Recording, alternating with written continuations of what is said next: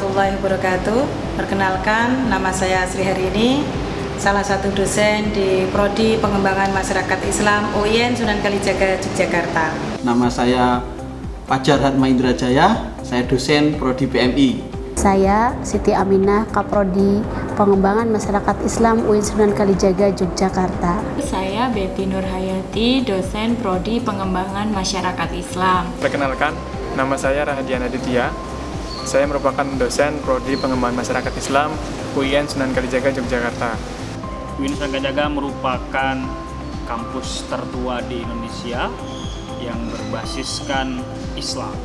Ada banyak prodi di Fakultas Dakwah, salah satunya adalah Prodi Pengembangan Masyarakat Islam yang ada di Fakultas Dakwah dan Komunikasi.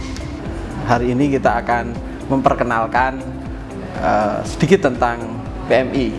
Prodi Pengembangan Masyarakat Islam merupakan prodi yang cukup tua di fakultas ini, lahir secara administratif tahun 1998.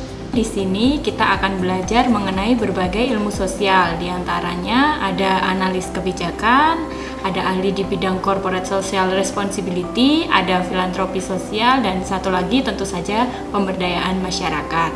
Secara umum menghadapi kurikulum Kampus Merdeka, Prodi Pengembangan Masyarakat Islam memiliki 4 capaian indikator akademik yang itu dapat Anda pilih jadi salah satu orang profesional dalam hidup.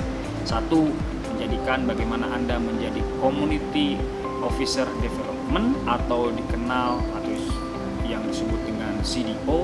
Anda juga bisa menjadi seorang socio entrepreneur, bisa juga Anda menjadi seorang filantropis, dan juga Anda bisa menjadi seorang yang capable dalam hal berbagai riset berhubungan dengan isu-isu community development.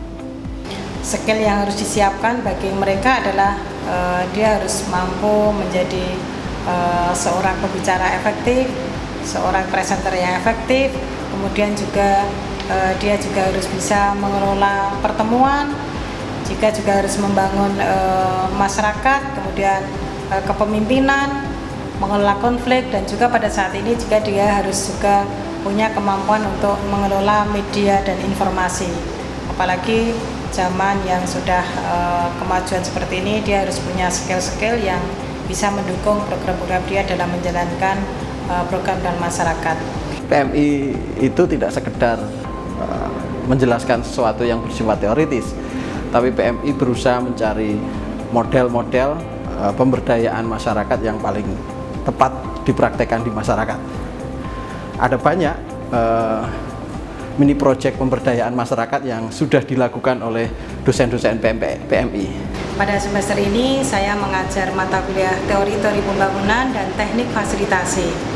Mengapa dua mata kuliah ini menjadi penting dan diajarkan kepada mahasiswa Prodi Pengembangan Masyarakat Islam?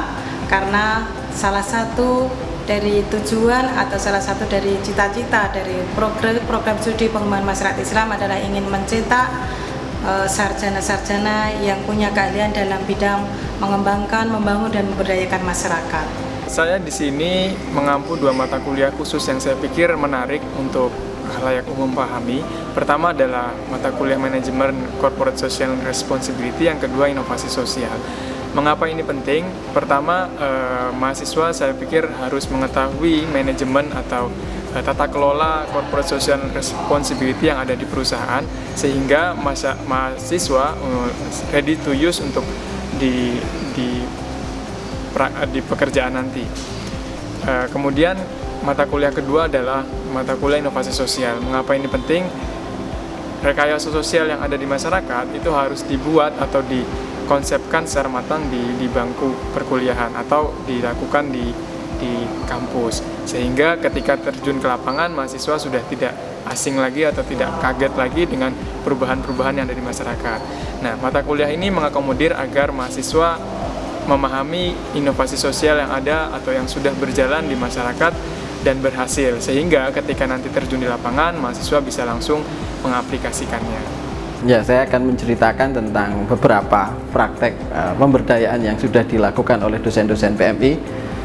mulai yang pertama Pak Ais Muslim itu dengan konsepsi pemberdayaan berbasis sampah, dia punya konsepsi sedekah sampah.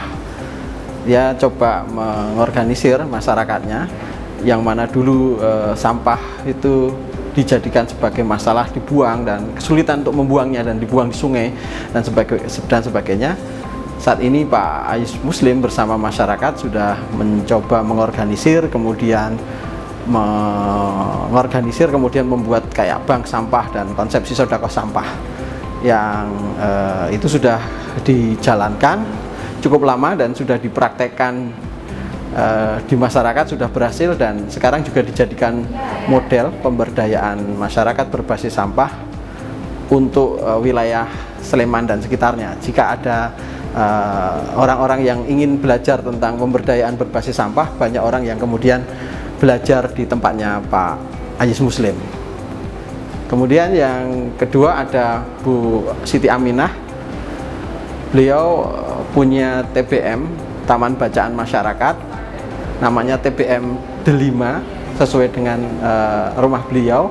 Mulai pemberdayaan masyarakatnya dengan mengajak masyarakat untuk belajar, ada perpustakaan dan sebagainya, meskipun kemudian merambah ke banyak ruang. Dan terakhir Bu Siti Aminah menemukan satu konsep bersama-sama dengan dosen-dosen PMI, menemukan satu konsep pemberdayaan yang kemudian diciptakan adalah model peka atau pembalut kain. Nah, pembalut kain itu sebenarnya model yang diciptakan untuk mengatasi masalah sampah juga, karena kalau kita di sungai kita ketemu banyak sekali sampah yang wujudnya itu pembalut dan orang agak segan untuk mengatasinya. Nah, Bu Aminah dan kawan-kawan di Prodi PMI mencoba merefleksikan di zaman dulu itu gimana pembalut yang kemudian bagus itu, dan kemudian ketemulah pembalut kain yang kemudian dikasih brand namanya Peka atau pembalut kain. Dan itu sebenarnya masih ada PR lagi, kira-kira di masa nabi-nabi itu gimana caranya untuk mengatasi yang kemudian kayak pembalut itu. Dalam prakteknya, Prodi Pengembangan Masyarakat Islam itu menstimulus saya secara pribadi untuk bisa menerapkan ilmu-ilmu pemberdayaan masyarakat yang biasa didiskusikan di kelas. Kita bisa mempraktekannya dengan sangat mudah ternyata. Misalkan sejak tahun 2011 saya mencoba modeling beberapa konsep pemberdayaan masyarakat dengan cara saya stop dari sampah pembalut. Ini hal yang remeh, hal yang sederhana, tetapi dampaknya sekarang terasa. Sudah banyak perempuan yang ada di Indonesia sadar bahwa darurat iklim ini menjadi tanggung jawab semua perempuan, bahkan penduduk yang ada di dunia. Dengan adanya sampah pembalut yang tidak laku dan tidak bisa dijual, inisiatif pemberdayaan ekonomi masyarakat melalui gerakan Peka Ramah Lingkungan ini kita mulai bekerja sama dengan beberapa lembaga. Misalnya di Prodi PMI ini kita memiliki laboratorium. Di sana kita melatih fasilitator mahasiswa untuk bisa membuat berbagai macam skill, salah satunya Peka. Peka di sini sudah berkeliling ke seluruh Indonesia untuk menciptakan perempuan yang ngirit ya, secara peka secara ekonomi, ngirit untuk tidak membeli dan boros membeli pembalut yang ada di warung. Yang kedua, peka secara kesehatan. Nenek moyang dulu ya belum mengenal pembalut yang sekali pakai. Jadi secara kesehatan sebenarnya kain yang nempel di tubuh kita itu sudah sehat dan bisa saya ceritakan ya dengan testimoni-testimoni para perempuan yang sudah memakai peka gitu, ataupun pembalut kain jenis apapun. Yang ketiga, peka terhadap bumi. Iklim kita ini sudah sangat panas, sudah darurat. Kalau kita terus menumpuk sampah setiap bulannya, bumi kita ini lama-lama isinya adalah sampah, dan sampah yang tidak bisa diurai gitu ya. Ada yang bilang sampai 300 tahun sampah plastik, atau ada yang bilang sampai 100 tahun tidak bisa diurai. Itu salah satunya sampah yang tidak laku dijual, namanya sampah pembalut. Gerakan ramah lingkungan ini sudah dilakukan dengan kami di Prodi PMI hampir 10 tahun, dan ini menjadi model pemberdayaan masyarakat yang saya kasih wadah dengan wadah namanya Gerakan Ekoliterasi yang kami gabungkan dengan satu lembaga yang bernama Taman Bacaan Masyarakat atau TBMD5. TBMD5 pada tahun 2019 mendapatkan kehormatan mewakili DIY tingkat nasional dengan isu PEKA, ya, PEKA sebagai strategi pemberdayaan masyarakat di bidang literasi. Kemudian yang ketiga ada saya sendiri. Saya di rumah punya model suaka ikan.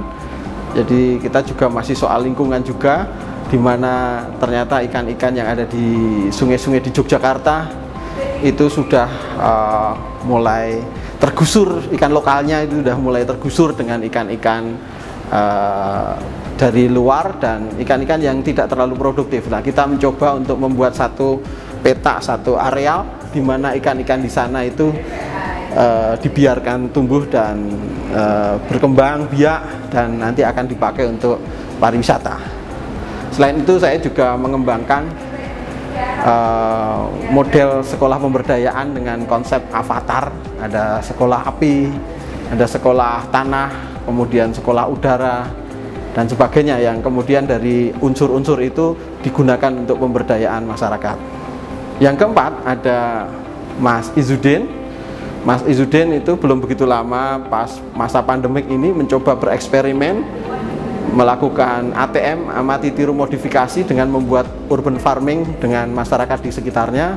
Mas Izudin itu selain mengembangkan urban farming, itu dia di Prodi PMI juga dikasih tugas untuk mengelola jurnal, dan alhamdulillah jurnal Prodi PMI sekarang sudah masuk ke Sinta 2 dan kita berharap tahun depan itu sudah masuk ke Scopus, terindeks Scopus. Kemudian yang kelima ada Bu Sri Harini yang pernah mempraktekkan tentang TBM juga. Keenam ada Pak Suyanto, beliau ahli di bidang koperasi, dia mendampingi koperasi, kalau urusan perkoperasian beliau ahlinya.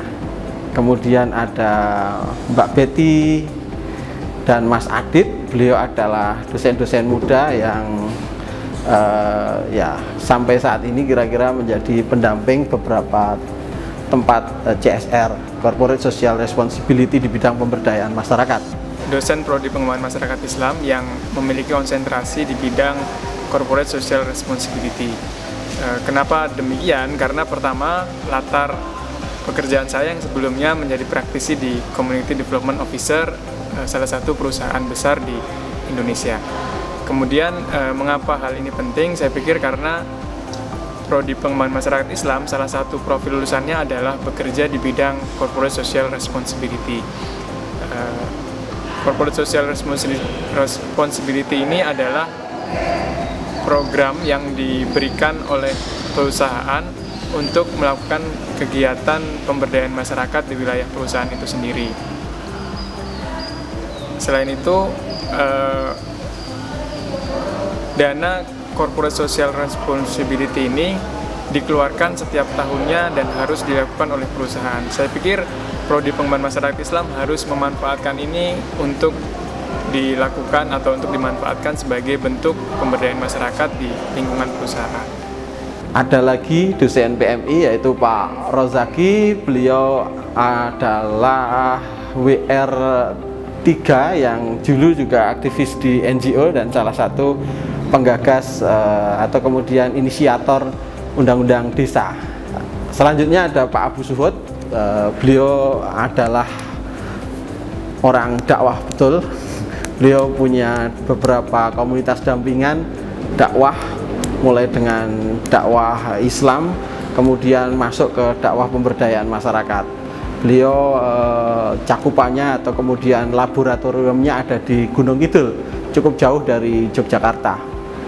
Kemudian Pak Afif itu juga sama dengan Pak Abu, kemampuan di bidang PMI-nya lebih ke dakwah Islam. Beliau mendampingi komunitas-komunitas jamaah pengajian untuk diberdayakan. Ya, dosen yang lainnya adalah Pak Nur Ikhwan. Beliau adalah seorang peneliti sebenarnya, jadi lebih banyak peneliti. Kalau kemudian pengembangan masyarakat Islam ada Islamnya, beliaulah yang kemudian punya kapasitas untuk kemudian mencari model-model pemberdayaan di masyarakat Islam model dalam Al-Quran, dan sekarang sudah coba melakukan kajian, tidak hanya kajian teks, tapi kemudian mencoba melakukan komparasi model-model pemberdayaan Islam di beberapa negara dan di beberapa daerah juga. Pak Iwan itu fokus risetnya salah satunya di Aceh. Dosen yang lainnya, dosen PMI yang lainnya ada Bu Siti Samsiaton. Beliau termasuk salah satu dosen yang punya keahlian di bidang Islamic Studies. Beliau punya jam terbang internasional yang banyak. Beliau beliau tahu banyak hal terkait dengan pemberdayaan masyarakat di banyak negara, dan dari beliau kita tahu narasumber-narasumber diundang di Fakultas Dakwah dan Komunikasi untuk memberikan informasi terkait dengan pemberdayaan masyarakat di banyak negara. Kemudian pesan yang saya sampaikan pada anak-anak di Prodi Pengembangan Masyarakat Islam adalah silakan untuk memanfaatkan waktu yang sebaik-baiknya untuk belajar, berlatih, dan menyiapkan diri dengan sebaik-baiknya, memanfaatkan waktu seoptimal mungkin untuk membangun diri agar nanti sebagai seorang pengembang masyarakat Islam menjadi orang-orang yang bisa berkiprah dalam masyarakat dengan baik, karena warga masyarakat, negara, bangsa, dan negara menunggu kiprah kalian. Indonesia itu masih punya banyak masalah sosial yang dihadapi, maka teman-teman semuanya masih ditunggu untuk kemudian melakukan interpretasi, melakukan penyusunan, konstruksi terkait model-model pemberdayaan atau inovasi sosial yang perlu kemudian dipraktekkan di Indonesia untuk kesejahteraan Indonesia. Oleh karena itu, sebagai mahasiswa tentu saya juga mari bisa bergabung bersama-sama dengan dosen Prodi Pengembangan Masyarakat Islam yang memiliki konsentrasi masing-masing personal. Ada yang menjadi praktisi, ada yang concern dengan bidang keilmuan sosiologi, dan banyak lagi yang lainnya yang kita bisa Anda ikuti, join bareng riset dengan para dosen yang lain untuk meningkatkan kemampuan Anda dalam bidang literasi, khususnya adalah akademik jurnal. Ya, terakhir, bangga jadi berdaya, berdaya jadi budaya. UIN untuk bangsa, UIN mendunia. Assalamualaikum warahmatullahi wabarakatuh.